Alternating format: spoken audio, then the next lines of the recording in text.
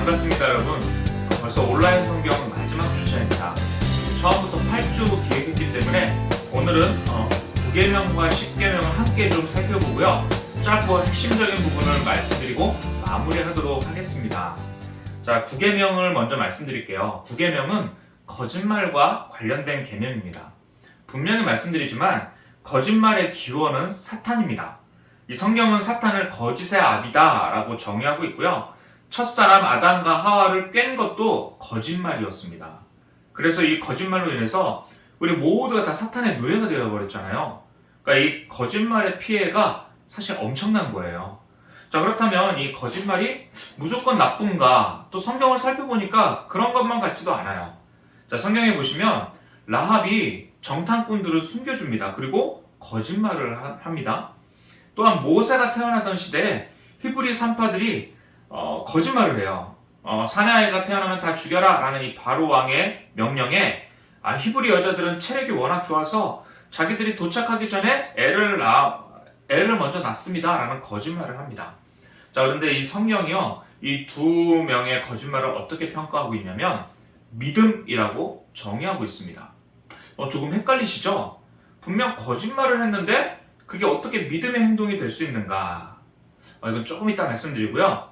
요즘 이 기독교 윤리학에서는요, 이런 거짓말들은 좀 용인해도 된다라는 것들이 좀 있어요. 뭐냐면 첫 번째로 예의상의 거짓말이에요.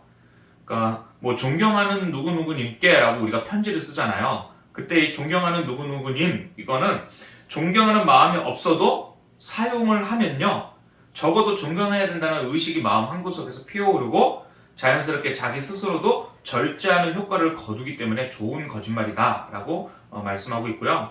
또 불가피한 거짓말들이 있대요. 뭐냐, 남편이 아내에게 이런 말을 꼭 해줘야 돼요. 난 다시 태어나도 당신과 결혼할 거야. 네, 이거는 집안의 평화를 위해서도 꼭 필요한 거짓말이죠. 또 뭐 2개월밖에 살지 못하는 이런 병원에 진단을 받은 아버지한테 아들이 아버지 걱정하지 마세요 라고 이렇게 좀 거짓말을 해야 될 때도 있습니다. 자, 그래서 이제 거짓말에 대해 이야기할 때 그것이 사실이냐 아니냐를 우선적인 기준으로 삼아서는 안 되고요. 그것이 생명을 살리느냐 죽이느냐, 이것이 거짓말을 규정하는 가장 중요한 기준입니다. 자, 아까 히브리 산파나 기생 라합의 거짓말이 믿음의 행동이다 라고 칭찬받았던 이유는요, 하나님 쪽 편에서 생명을 살리는 선택이었기 때문에 그렇습니다. 자, 그렇다고 이 허용되는 거짓말이 좀 있다고는 하나 너무 자주 사용하면요, 이 사회적 소통의 최소한의 기초가 무너질 수가 있거든요. 게다가 이 사소한 거짓말이 자칫 이웃을 해할 수도 있기 때문에 또한 우리가 이 혀의 실수가 또한 많기 때문에 그런 거짓말을 많이 하는 것보다는 절제하고 안 하는 것이 가급적 좋습니다. 자, 오늘 9계명 거짓 증인이 되지 말라라고 말씀하고 계세요.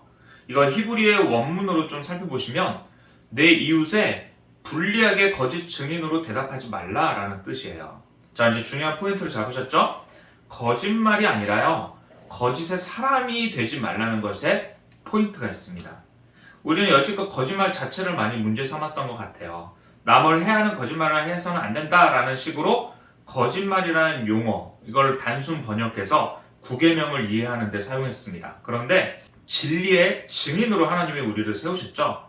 그러니까 거짓을 가지고 교묘한 꾀를 세우는 사람은요, 비윤리적인 사람만이 아니고 그 사람은 그리스도인이 아니라 어떤 마귀의 영향력에 있는 사람일 가능성이 아주 크다는 것이죠. 거짓 증인은요, 거짓 사람은요, 끝내 이웃을 해하기 마련이기 때문에 그렇습니다. 자, 성경에 보시면 이세벨이 나봇의 포도원을 탈취하기 위해서 세운 전략, 이게 역시 거짓 증인을 세운 거였어요. 이 왕상 21장 12절 13절에 보시면 금식을 선포하고 나봇을 백성 가운데 높이 앉힘에 때에 불량자 두 사람이 들어와 그의 앞에 앉고 백성 앞에서 나봇에게 대하여 증언하여 이르기를 나봇이 하나님과 왕을 저주하였다 하며 무리가 그를 성읍 밖으로 끌고 나가서 돌로 쳐 죽이고. 자, 성경은 이들을 불량자라고 말하고 있어요. 자, 이 두 사람의 거짓 증언 때문에 나봇이 포도원을 빼앗긴 것은 물론이거니와 생명까지 잃어버리는 어처구니 없는 일이 일어났습니다. 이것이 이스라엘에서 일어났죠. 자, 여러분, 충격적인 사실은 예수님께서도 이 십자가에 못 박히신 그 일이 법정에서 위증 때문이었다는 사실이에요. 자, 마태복음 26장에 보시면요. 적대자들이 예수를 죽이려고 거짓 증인 2명을 세웠다라고 말씀하고 있습니다. 자, 결국 거짓말은요. 단순히 뭔가 사실과 다른 말에서 끝나는 것이 아니라 이웃을 해하는 결과를 나타낼 수 있다는 사실을 구약과 신약 성경이 여실히 보여주고 있다는 것입니다. 잠언 6장에 보시면요. 여호와께서 미워하시는 것이 있다라고 말씀하는 본문이 있어요. 제가 한번 읽어드리겠습니다. 여호와께서 미워하시는 것, 곧 그의 마음에 싫어하시는 것이 67가지이니 곧 교만한 눈과 거짓된 혀와 무죄한 자의 피를 흘리는 손과 악한 계교를 꾀하는 마음과 빨리 악으로 달려가는 발과 거짓을 말하는 망령된 증인과 및 형제 사이를 이간하는 자이니라. 아멘. 자, 여호와께서 싫어하는 7가지 중에서 거짓말과 연관된 게 벌써 3가지나 나오고 있습니다. 거짓된 혀, 거짓을 말하는 망령된 증인, 형제 사이를 이간하는 자. 자, 이로써 여러분 일상생활에서 하는 이 거짓말도 이웃의 삶에 해를 끼칠 수 있기 때문에 하나님께서 그것을 굉장히 미워하신다라는 것을 분명히 알 수가 있죠. 자, 따라서 이 법정에서의 증언은 물론이거니와 일상생활에서도 말을 할 때 이웃과의 관계를 늘 유념해야 할 것입니다. 그래서 우리는 이 거짓말 자체가 기준이 아니라 거짓말하는 사람, 그러니까 그 사람에게 해를 끼치는 거 아닌가, 이 생명을 살리는 쪽을 선택하는 거 아닌가로 우리는 거짓말을 잘 사용할 줄 알아야 되는 거겠죠. 자, 마지막 10계명입니다. 내 이웃의 집을 탐내지 말라. 자, 지금까지 5계명부터 9계명까지는 우리의 외적인 태도나 행동에 초점을 두었다면 오늘 10계명 탐내지 말라는 내적인 내면의 뿌리, 동기에 관심을 두고 있습니다. 그래서 예수님께서도요 이미 음욕을 품고 여자를 보는 자마다 마음에 이미 간음하였느니라 라고 말씀하고 있지 않습니까? 그러니까 행동으로 옮기는 것과 마음속 생각을 똑같은 죄로 여기셨던 것입니다. 이것은 생각이 잉태되면 반드시 출산을 하기 때문에 그렇습니다. 여러분, 예수님의 기준은 정말 쉽지 않죠. 그래서 이번 장에서는요, 그 마음의 동기를 어떻게 다스려야 할지 그것을 살펴볼게요. 자, 지금 우리가 10계명에서 살펴볼 주제는요, 탐심입니다. 자, 이것의 사전적인 정의는요, 2가지로 좀 설명드릴 수 있는데, 이 탐심의 사전적 정의입니다. 더 많이 갖고 싶은 욕망과 남의 것을 갖고 싶은 욕망이 바로 그것입니다. 자, 근데 성경에서는 탐심을 우상숭배로 또한 정의 내리고 있죠. 왜냐하면 하나님보다 더 사랑하는 것, 그 욕망이 바로 우상숭배가 되기 때문에 그렇습니다. 자, 오늘 본문은요, 다음과 같습니다. 내 이웃의 집을 탐내지 말라. 내 이웃의 아내나 그의 남종이나 그의 여종이나 그의 소나 그의 낙이나 무릇 내 이웃의 소유를 탐내지 말라. 자, 내 이웃이라는 단어를 3번이나 반복하면서 집, 아내, 소유를 탐내지 말라라고 명령한 그 이유가 무엇일까요? 자, 인간이요, 이웃의 집을 탐내는 이유는요, 인간의 욕망은 타자, 즉 이웃이 없으면 불가능한 욕망이기 때문에 그렇습니다. 자, 예전에 재밌는 실험을 한 적이 있습니다. 사람들한테 2가지 질문을 던졌는데요. 첫 번째, 모두의 월급이 500만 원으로 오르는 일과 2번째, 모두의 월급은 100만 원일 때 나만 300만 원 받는 것. 이때 당신의 선택은? 이렇게 묻는 질문에 수많은 사람들이 2번을 골랐다는 거예요. 자, 인간의 욕망은요, 타자와 이웃이라는 이 사회적 관계 안에서의 욕망이라는 것입니다. 그러니까 인간은 혼자 있으면서 그저 무엇인가를 욕망하기보다 이웃과 비교하면서 이웃의 것을 욕망하는 존재라는 뜻입니다. 따라서 이 철학자 이 자크 라칸은요, 인간은 타자의 욕망을 욕망한다 라는 유명한 말을 남겼어요. 자, 이것이 무슨 말이냐면, 예를 들면 이런 거예요. 어떤 연예인이 그냥 어떤 옷을 입고 텔레비전에 나왔는데 그 옷이 불티나게 팔린 것과 같습니다.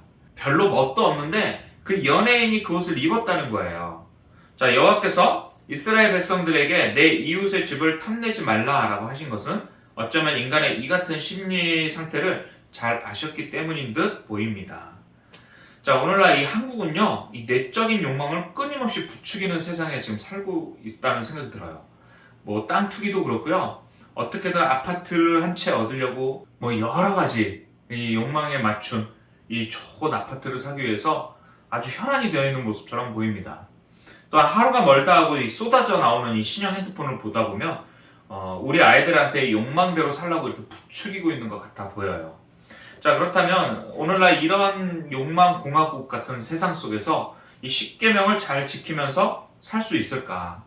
자, 이것을 어떻게 해결할 수 있을까? 저는 두 가지로 생각을 해봤습니다. 첫 번째는 예배와 훈련입니다. 자, 인간은 타자의 욕망을 욕망하는 존재이기 때문에 혼자서만 욕망을 이겨내기란 참 쉽지 않습니다. 이때 기독교 세계관으로 무장된 이 교회 공동체에서 함께 말씀을 듣고 하나님의 가치관을 가지게 되는 이 예배로 인해서 이 세상적 가치관을 깨우치고 나아갈 수 있다라고 생각이 듭니다. 특히 이 교회 공동체 안에서의 교제와 사귐을 지속해야 더 큰 도움을 얻을 수가 있는 것이죠. 그래서 여러분 예배, 훈련 이것을 정말 잘 받을 수 있기를 바라고요. 두 번째는 자족입니다. 바울 사도는요, 빌립보서 4장 11절부터 13절 말씀에서 어떤 형편이든지 나는 자족하기를 배웠다라고 말씀하고 있어요. 비천에 처할 줄도 알고 풍부에 처할 줄도 알고 배고픔과 궁핍, 배부름 모든 것에 처할 줄 아는 일체의 비결을 다 배웠다라고 말씀하고 있죠. 자, 자족하기는요, 내 스스로 나를 지배하기, 그러니까 스스로 나를 통제하기라는 뜻이 있습니다. 내가 스스로 만족한다라는 뜻이죠. 하나님이 주신 나의 삶을 만족하게 생각하고 그 안에서 즐거워하고 기뻐한다라는 말씀입니다. 물론 이제 결혼 상대자 될 사람이 정말 예뻤으면 좋겠고 정말 잘생기고 멋있었으면 좋겠고요. 나중에 이제 결혼하고 나서는 아이들이 남보다 공부도 더 잘했으면 좋겠고요. 돈도 잘 벌었으면 좋겠고요. 취직도 잘 되면 좋겠다는, 모든 것이 다 잘 풀리면 좋겠다는 소원을 가질 수는 있습니다. 그런데 이것이 이제 지나치다 보면 자신의 현실에 불만이 생기고요. 탐심이 생기게 되고 그것이 충족되지 못하면 미움이나 하나님께 대한 원망이 생길 수가 있습니다.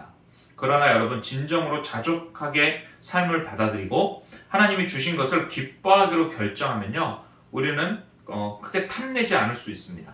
그러므로 이웃의 것을 탐내지 말라라는 계명을 조금 더 적극적으로 말씀드리면, 주어진 것을 감사함으로 받아들이자. 그러니까 주어진 삶을 감사함으로 받아들여서 항상 즐거워하고 항상 기뻐하라는 말로 대신할 수가 있습니다. 하나님은 이것을 위해 우리를 부르셨고 우리로 이렇게 살도록 하셨습니다. 이것들이 탐심을 또한 이기는 큰 능력이 될 줄 믿습니다. 자, 여기까지 해서 10계명 해설을 짧고 굵게 끝냈습니다. 많이 아쉬우시죠? 최대한 쉽게, 최대한 현대적으로 풀이하려고 많이 노력했는데요. 바라기는 여러분 삶에 큰 도움이 되셨으면 좋겠습니다. 여러분 모두 너무나도 수고 많으셨고요. 이제 코로나도 다 끝나가고 정상화되고 있습니다. 교회 예배에 오셔서 저와 이제 직접 인사하고 교제하는 그 기쁨도 함께 누렸으면 좋겠고요. 여러분 속히 이제 교회에서 만나보고 싶습니다. 늘 영육간에 강건하시고 여호와의 복이 늘 함께 하시길 주님의 이름으로 축복합니다. 나의 아들 나의 딸아 안심하라 샬롬